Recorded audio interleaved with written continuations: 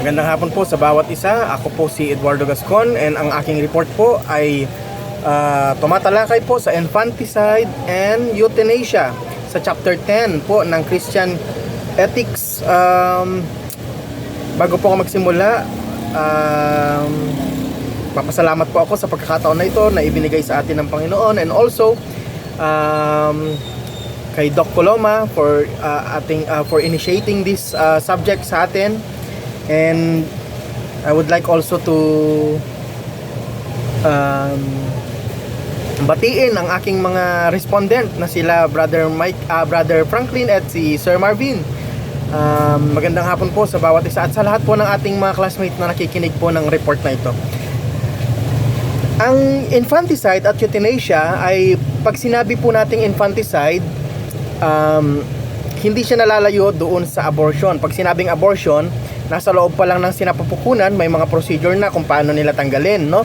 Dito naman sa infanticide, kakasilang lang nung bata, then mayroon silang mga procedure kung paano nila ginagawa nila ang infanticide o pagpatay ng mga infant na mga newborn na bata pag meron silang mga nakitang defects or decision ng mga magulang, or kung yung bata ay mayroong critical illness na nagsasuffer siya, kino-consider lahat yon doon sa infanticide. At ganoon din naman sa euthanasia, na pag-uusapan din natin mamaya, is yung para hindi na ma-prolong yung agony or yung suffering ginagawa or initiate nila ang euthanasia at itong infanticide. So napakaganda po ng aking topic, so direct na po ako.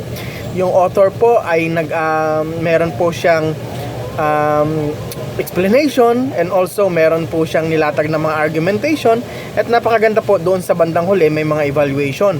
So makita po natin dito kung paano niya po tinimbang o paano niya rin tinignan yung mga views doon sa Christian or sa Bible, kung ano naman yung views niya doon sa evaluation. So magsimula na po tayo. Dito po, meron po tayong tinatawag na passive and active euthanasia. Pag sinabi po nating active, meron ka pong ginawa to initiate the procedure or sa procedure ng pagpatay ng bata. And pag sinabi namang passive, wala kang ginawa pero hinayaan mo, or meron kang negligence or withhold mo yung mga pangailangan niya when it comes to treatment, food, or hinayaan mo siya na mamatay, natural death. So dito makikita natin as we go on, meron po tayo dito unang-una yung active infanticide. So meron po tayong mga procedure. Sabi dito sa argumentation, for the active infanticide, meron daw mga parents' rights. So right ng magulang, kaya nila gustong gawin yung infanticide. So isa yon. Meron din naman yung mga bata na pinanganak na imperiled, yung may mga kapansanan or may mga defects, isinasagawa nila yung infanticide, Pwede rin naman yung merong sufferings, yung bata ay may critical illness, kailangan nilang gawin yung bagay na ito. So dito meron po tayong makikita dalawang bagay. Sabi niya, pwedeng isagawa ang bagay na ito if the imperiled child does not have certain quality of life. So pag nakikita natin na lalaki yung bata na walang quality of life, isinasagawa na nila itong bagay na ito. And if makaka-affect or it will infringe or affect the quality life of parents, community, government, and medical fields. So pag lumaki ba yung bata, available ba yung mga yon? Yung medical fields na pupuntahan niya, meron bang tatanggap sa kanya na schools, or yung quality life ng mga magulang, or magiging burden ba yung bata na to? So ano naman po yung mga respond, Sabi dito, oo nga, meron nga tayong parents' rights to choose, Pero sabi dito, parental rights do not mean absolute rights. So makikita natin dito na merong higher fundamental rights na hindi mo basta-basta pwedeng gawin yung bagay na yon. Una, and pangalawa, meron din mga doctor's responsibility. hindi i-allow ng doktor kasi ang aim ng doktor is, or ang ethics or ang decision ng doktor ay hindi ko pwedeng gawin ito dahil isinasaalang-alang ko ang safety ng aking mga pasyente. So isa yon. So sa pangatlo, meron din human being sila. So meron silang mga moral rights. So hindi mo basta-basta pwedeng gawin yung bagay na to. At meron din sa pang-apat na response under doon sa parental rights is yung kung imperiled yung children, sila ay also human. So hindi mo pwedeng gawin yung bagay na ito. Second, pag ang bata ay imperiled children are still persons, sabi niya dito. Sila ay mga human being, hindi mo pwede silang patayin na lang ng basta-basta. Hindi ka pwedeng magdesisyon ng mga bagay na yon. Meron din silang function as a human being. Ang sinabi din dito, kung yun ang batayan ninyo, na kapag lumaki sila, na magiging burden lamang sila sa community, then gawin na natin ito sa lahat. Kasi meron din naman matatanda na hindi na nakakapagtrabaho, hindi na sila nakakatulong, bedridden na sila, or hindi na sila nakakalakad. So, is this yung view natin na kailangan din natin silang patayin na rin? Kasi i-euthanize na natin sila kasi wala naman silang silbi. So, yun yung mga respond na hindi mo pwede silang gawin kasi ito yung mga responde. So, sa pangatlo, sabi niya dito, killing a suffering is not an act of mercy. So, usually kasi nakikita mo yung paghihirap niya. So, para hindi na maprolong yung agony, kailangan nyo na siyang patayin. Pero sinasabi dito, a killing a sufferer is not an act of mercy. So ano naman po yung mga argumentation against infanticide? Sinabi dito, infant is innocent being. Oo nga naman, hindi mga inosente sila. So kukunin mo ba sa kanila yung precious na life na ipinagkaloob sa kanila ng Panginoon? And second, morally wrong to intentionally kill. Sabi po dito, reason bakit morally wrong na tayo ay pumatay? Human beings are made in the image of God. So ito na po yung sinasabi ko kanina na binabalanse niya sa salita ng Diyos. At sabi niya dito, killing them is killing God in effigy, no? At sinasabi din daw doon sa 6th commandment na thou shall not kill or thou shall not commit murder.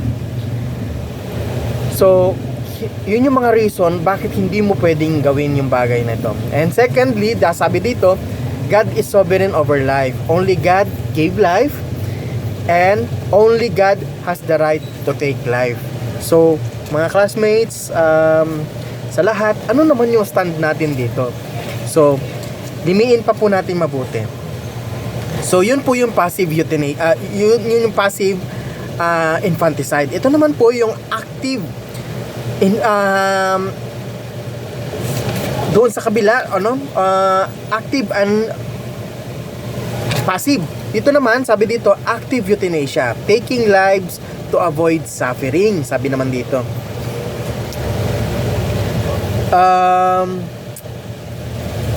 Ang isang explanation nila dito sa active euthanasia is a good, happy death.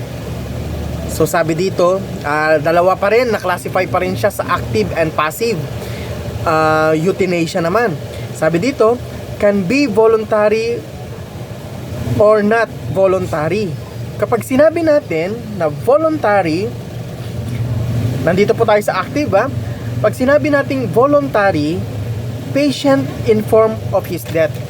So, ini-inform natin siya, ganito ang sitwasyon mo, meron kang critical illness.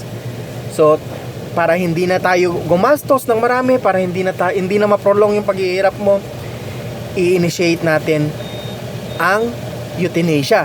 So, voluntary. Meron din naman yung not voluntary. Sabi dito, patient ay hindi informed. So, mga family members lang siguro ang nag-gather na kino-consider nila yung mga gagastusin nila, yung mga paghihirap ng patient. So sila na rin ang nag-decide. So that is not voluntary. So makita natin dito, pag sinabi nating voluntary, para siyang suicide. Kasi alam niya na may mga procedure na gagawin sa kanya. Pag sinabi naman nating not voluntary, ang dating naman nito ay homicide.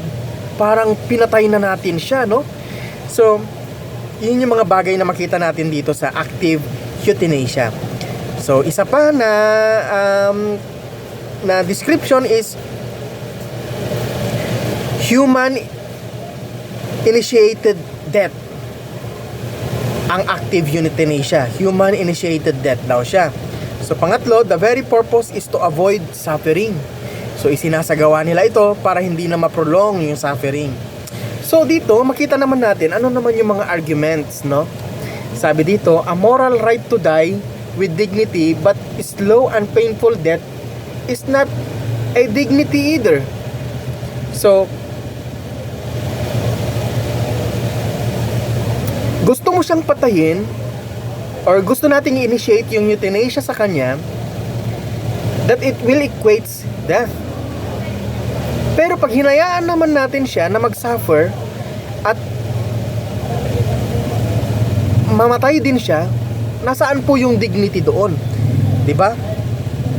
Wala rin palang dignity doon sa bagay na yon. Kasi ang sinasabi nila dito, a moral right to die is with dignity. So, pangalawa, sabi dito, the constitutional right of privacy.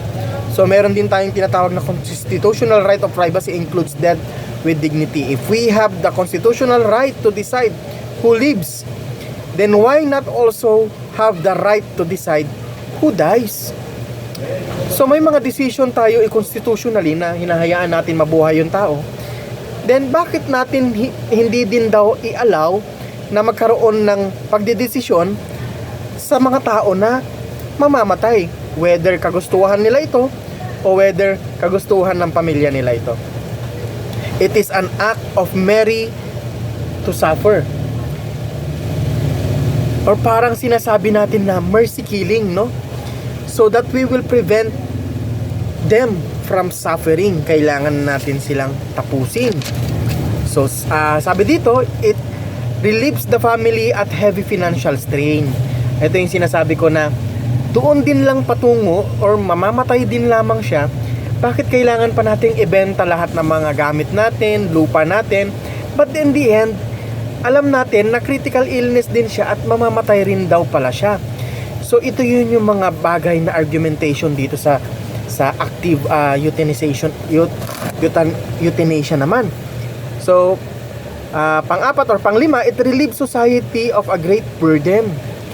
So, hindi na natin sila iisipin, hindi na sila burden, no? Doon sa pang-anim, it is a human thing to do. It is a humane thing to do, sabi niya dito. And second to the last, argument from autonomy, sabi niya dito. Argument about their own choice. So, may mga bagay or may mga decisions na kailangan may argumento about sa bagay na ito. An argumentation from the distinction between biographical and biological life. So, doon naman tayo sa evaluation. Paano naman natin i-evaluate ang active euthanasia? Ang napansin ko dito sa report na to, almost the same lang po sila, ang infanticide at euthanasia. Parehas lang sila ng mga evaluation. Sinabi dito, what are the response of this for a Christian's perspective? Sinabi dito, this is no moral right to kill an innocent human being.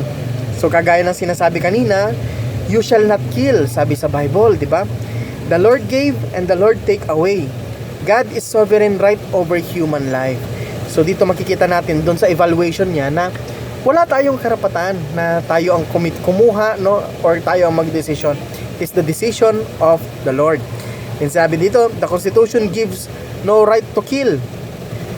So, ang batas natin ay hindi tayo hinahayaan na pumatay. It is not merciful to kill a sufferer. Much can be learned through suffering, sabi dito. O makikita natin yung kay Job, no, yung story ni Job. Nag-suffer siya, but the Lord, no, ibinigay ulit sa kanya lahat ng mga nawala sa kanya. And also doon sa James 1:2-4, sinasabi dito that suffering produces perseverance. And sinabi rin dito, there is no price tag on human life. Priceless daw tayo. The end does not justify the means, sabi rin dito. We are humans, are not animals. Hindi daw tayo mga animals. So, response to the argument from autonomy. Ayon. So, panghuli, response to the argument from the distinction between biographical and biological life. So, almost the same lang din siya doon sa infanticide. So, dito makikita natin different kinds of passive euthanasia. So, natapos natin yung active, dito naman tayo sa passive. Sabi niya dito, unnatural passion euthanasia. So, meron dalawa, unnatural at saka yung natural. Unnatural passive euthanasia, allowing someone to die by withholding means of sustaining life. So, mechanical naman ito, yung unnatural. So, isipin natin merong binubuhay na lamang siya ng mechanical. Pag hinayaan natin yon, na alisin natin yon, is passive euthanasia siya under sa unnatural passive euthanasia. Pag sinabi naman natural, wini-withhold natin sa kanya yung pagkain, water, needs directly to person's death. Meron akong na-recall, hindi ko na lang siya sasabihin or pangalan. Dahil sa hirap ng buhay, meron siyang bukol sa kanyang lungs. Dahil sa hirap ng buhay, umasa na lang sila sa mga gamot na natural na gamot. Pero yung mga talagang gamutan at saka yung operation, mga medicine, nineglect na nila ito hanggang sa yung tao namatay siya naturally. So I think pasok din siya doon sa natural passive euthanasia. So yung family, wala na silang ginawa, tinanggap na lang nila yung fate, no, nung kanilang padre di pamilya, and hanggang sa malagutan nga siya ng hininga. So withholding food, water leads directly to the person's death. Parang dito sa natural, parang negligent homicide ang dating, no? So dito sa passive naman na euthanasia, ano naman po yung makikita natin ng mga argumentation nila? Sabi niya, it is contrary to God's sovereignty over life.